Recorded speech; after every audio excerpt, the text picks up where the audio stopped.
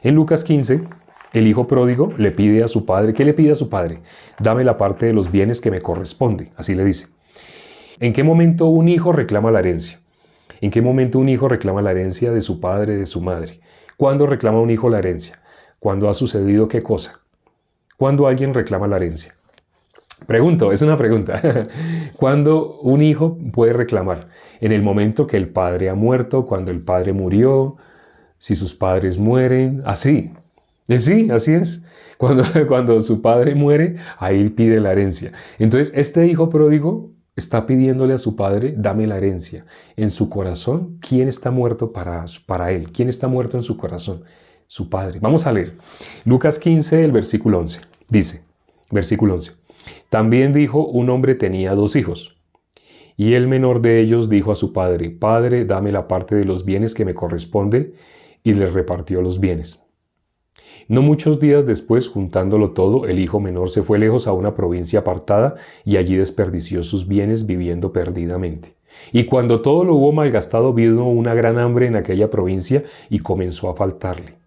Y fue y se arrimó a uno de los ciudadanos de aquella tierra, el cual le envió a su hacienda para que apacentase cerdos.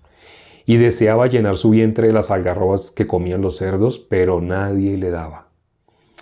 Mire el versículo 17, es lo más bonito. Ahorita explicamos versículo por versículo. El versículo 17 que dice, y volviendo en sí, dijo, ¿cuántos jornaleros en casa de mi padre tienen abundancia de pan y yo aquí perezco de hambre?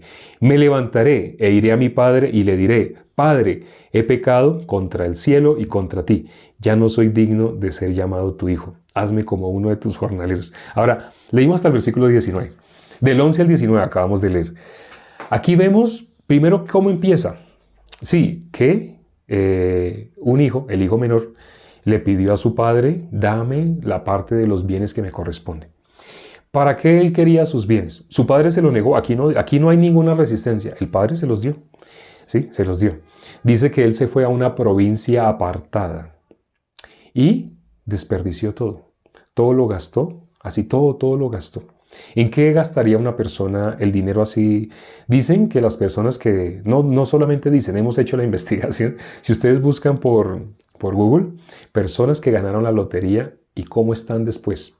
Entonces hubo personas que ganaron la lotería, no sé, 20, 30, 100 millones de dólares. Y ganaron todos esos 100 millones de dólares y muestran fotos de ellos llenos de anillos, llenos de cadenas, en piscinas, haciendo fiestas y cosas así. Y fueron personas que cuando murieron, que antes de morir, pasaron, no sé, 5 años así, y quedaron como indigentes. Hay uno que le toman fotos así lleno de anillos así, y en las fotos se ve como parece un narcotraficante. Está rodeado, y curiosamente de qué está rodeado así de mujeres, así. No sabemos si es que las contrató, disculpen lo que estoy diciendo, pero esa foto ustedes ven y se ve así como rodeado ese ambiente, como un ambiente de lujuria, de desorden, de vivir por la carne, 100% por la carne. Y ese hombre está así, la foto está así, todo guapachoso, como dicen, pero como 5 años después es un indigente. Muestran una foto de él viviendo en la calle, así como un indigente. Igual que lo que le pasó al hijo pródigo. Entonces las personas piensan, yo sería feliz si hago así, si llego a tal punto, si llego. Las personas cuando creen en sí mismas, piensan de esa manera. Las personas, los historiadores y literatos, analizando este pasaje del hijo pródigo, han llegado a una conclusión. Esto es tan hermoso que resume la condición de todo ser humano. Porque todo ser humano empieza así, con soberbia. El corazón del ser humano, sin que la persona lo conozca, se enaltece a sí mismo el corazón. Cuando el corazón se enaltece, después del enaltecimiento, cuando algo sube, hay un refrán, todo lo que sube tiene que caer, sí tiene que bajar. Entre más alto sube, más duro es el porrazo. Bueno, es una expresión que se usa mucho en este país. Entre más alto sube, más duro va a ser el golpe cuando venga la caída. Entonces así el corazón de una persona se eleva. El hijo pródigo, ¿qué corazón tenía para decirle al padre, dame la parte de los bienes que me corresponde? Porque él, ¿cómo quería vivir? Él cómo pensaba que podía administrar, igual o mejor que su padre. Él pensaba que él podía administrar mejor que su padre. Por eso él está... ¿En quién está confiando él para decir a su padre, dame la parte de los bienes que me corresponde? Está diciéndole al padre, yo sé qué es lo que debo hacer con mi vida. Yo sé muy bien. Usted no tiene, ya no tiene por qué decirme haga, no haga, vaya, ayúdeme en el granero, vaya, mire si las vacas están, vaya, saque leche, vaya, haga esto, vaya, ordeñe, vaya, mire si las gallinas ya pusieron huevos. No, no, ya él creía, yo puedo.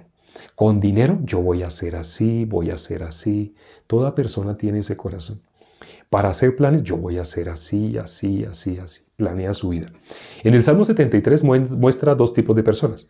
Los que logran con creces todo lo que se proponen. Pero hay unos que fracasan. ¿Cuál es la diferencia entre estos dos? La diferencia entre los que logran con creces, dice, tuvieron sus bienes en su vida. Lo dijo nuestro Señor Jesucristo cuando cuenta la parábola del hombre rico. Él estaba en el infierno. ¿Y qué dijo nuestro Señor Jesucristo? Hablando de lo que Abraham hablaba con él. Tú tuviste tus bienes en tu vida y él males. Mas él ahora es consolado. ¿Dónde se fue? Al cielo. Y tú ahora eres atormentado. ¿Dónde tuvo sus bienes? En su vida, en su propia vida. ¿Qué persona tiene su propia vida? La persona que no ha tenido la vida en las manos de Dios, sino la vida de él ha estado en sus propias manos. Tú tuviste tus bienes en tu vida. Este joven que acabamos de leer acá, este hijo menor, él dice, le pidió a su padre. Para que le haya pedido, ¿qué corazón tenía? Él era superior a su padre. En su corazón, el corazón de él era, yo puedo. El común de las personas, ¿por qué anda sin Dios? Porque en la Biblia dice, no hay quien busque a Dios, no hay ni siquiera uno. Ah, no puede ser. Está hablando de toda la humanidad. El ser humano tiene ese corazón. El ser humano en el que más confía es en sí mismo. ¿Qué corazón tiene todo ser humano desde que nace? El corazón del hijo pródigo. La gente no se da cuenta y piensa que no, porque tratan de mirar la amabilidad que sale de ellos. El decir buenos días, buenas tardes y todo ese poco de protocolo. La gente se centra en eso, en el protocolo. Como para convivencia tiene que usar un poco de protocolo. Pero el corazón, lo que está escondido el corazón, se manifiesta. Entonces, este hijo pródigo representa a todos nosotros, como cada cual se apartó por su camino. Todos nos descarriamos como ovejas. Eso habla de toda la humanidad. Está escrito en Isaías 53:6. Todos nos descarriamos como ovejas, cada cual se apartó por su camino. Eso es lo que representa el hijo pródigo, la soberbia. La insensatez, la persona que se enaltece. El corazón, porque tiene el corazón enaltecido, se cree igual, mejor que su propio padre. Pero bueno, y bíblicamente aquí cuando hablamos de que él le pidió la herencia al padre, ¿a quién se está refiriendo como el padre? Jesús dijo, Mateo 23:9, a nadie llaméis Padre vuestro en la tierra, porque uno solo es vuestro Padre, el que está en los cielos. Está hablando de Dios. Entonces, esta parábola está mostrando la condición de nosotros cuando nos separamos de Dios. Está hablando el camino de todo ser humano. ¿Cómo le parecía el camino a este hijo pródigo? ¿Le parecía bien o le parecía que él iba a fracasar? Le parecía correcto. A él le parecía el camino que estaba llevando perfecto. Él no veía que estaba yendo en picada, sino veía, va bien, va bien. Todo camino al hombre le parece derecho, en su propia opinión, pero su fin es camino de muerte. El ser humano no se da cuenta qué camino está caminando, pero está caminando el camino de la soberbia, el camino del enaltecimiento. Ese es el corazón natural del ser humano. Por eso en la Biblia dice que el corazón de nosotros es engañoso y perverso más que todas las cosas. Jeremías 17:9. ¿Quién lo conocerá? Yo, Dios, que escudriño los pensamientos. Eso está Isaías 17, versículo 10. ¿Quién conoce el corazón de Dios, de nosotros? Dios. El corazón de nosotros solo lo conoce Dios. Nosotros lo conocemos, nosotros no. Por eso la bendición que una persona pueda tener sin darse cuenta, si Dios lo atrae con sus cuerdas de amor, lo guía a la palabra. La persona que se ve reflejada en la palabra, la persona que puede doblar ante la palabra es por misericordia de Dios. Porque el común de las personas no se da cuenta de su condición. Pero ¿quién sí conoce el corazón de nosotros? Dios. Engañoso y perverso es el corazón de todos nosotros. ¿Y quién lo conocerá? Dios. Yo, dice Dios, yo, que escudriño los corazones y los pensamientos así. Dios. Entonces, como Dios es el que conoce nuestro corazón, ¿cómo podemos nosotros darnos cuenta de cómo estamos? ¿Cuál es el espejo para que nos demos cuenta espiritualmente cómo estamos? Así como tenemos un espejo para vernos físicamente, hay un espejo donde podemos ver espiritualmente dónde estamos. La pregunta que Dios le hizo a Adán, ese espejo es la palabra de Dios. Cuando miramos a través de la Biblia, nos podemos dar cuenta realmente dónde estamos. Esa es la misericordia. Misericordia quiero y no sacrificio. ¿Cómo una persona puede recibir misericordia? Si es guiado hacia la palabra de Dios. Porque en modo natural la soberbia, ¿a dónde nos lleva? A donde nuestros pensamientos nos digan. ¿Qué pasó con este hijo pródigo? ¿Qué pasa cuando una persona se enaltece? Él quiso vivir por su propio punto de vista. ¿Y cómo vivió por su propio punto de vista? Vivió perdidamente. Así dice, ¿no? ¿Cómo vivió? Perdidamente. Gastó todo lo que tenía. Es decir, desperdició su vida. ¿Llegó a dónde? Al fracaso. Cuando llegó al fracaso, en ese momento, ¿qué pasó? Dice el versículo 17. No sé si se dieron cuenta que cuando estábamos leyendo, hicimos una pausa ahí en el 17. El 17 es lo más hermoso. Dice, volviendo en sí. Vamos a leer el 17 nuevamente. Dice, volviendo en sí, dijo, ¿cuántos jornaleros en casa de mi padre tienen abundancia de pan? Y yo aquí perezco de hambre. Volviendo en sí. ¿Por qué dice volviendo en sí? Cuando una persona se logra dar cuenta dónde está. Ese volver en sí es contestar la pregunta que Dios le hizo a Adán.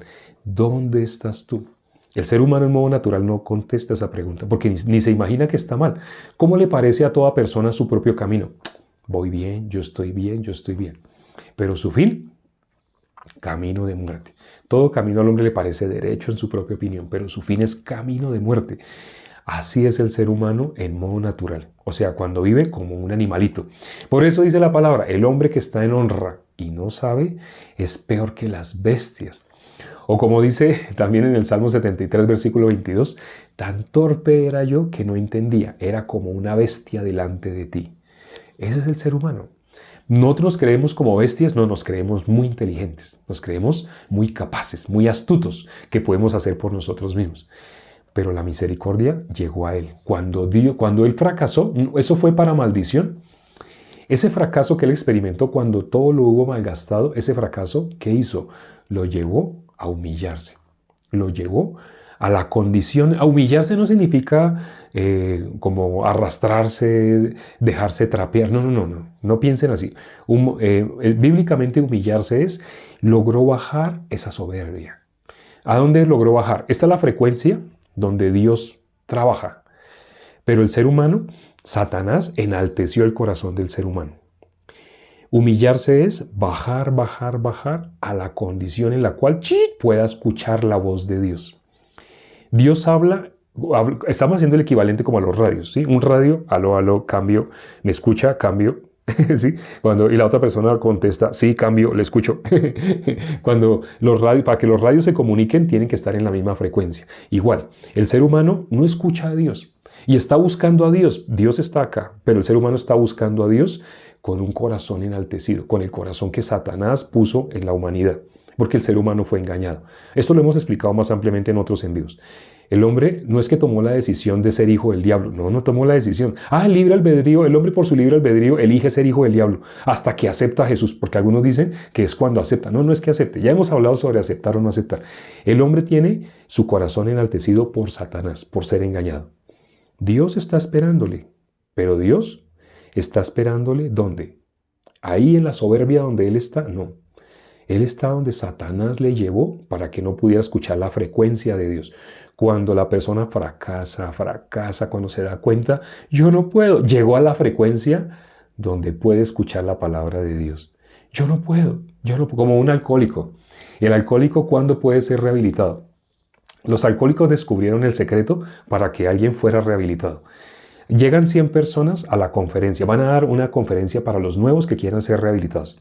Pero entre todos esos 100, de pronto hay uno que tiene la condición que se necesita para ser rehabilitado. Ese uno, ¿qué característica tiene? Reconoce que es alcohólico. El primer requisito para empezar el tratamiento para un alcohólico tiene que reconocer que es alcohólico. Muchas personas llegan allá porque sus hijos los llevan. Papi, vamos allá, Alcohólicos Anónimos. Entonces los hijos los llevan. Esa persona no va a recibir. Es como cuando llevan a alguien a la iglesia. Vamos a la iglesia. Y se llevan a su tío, a su primo. Él va porque lo están presionando, va.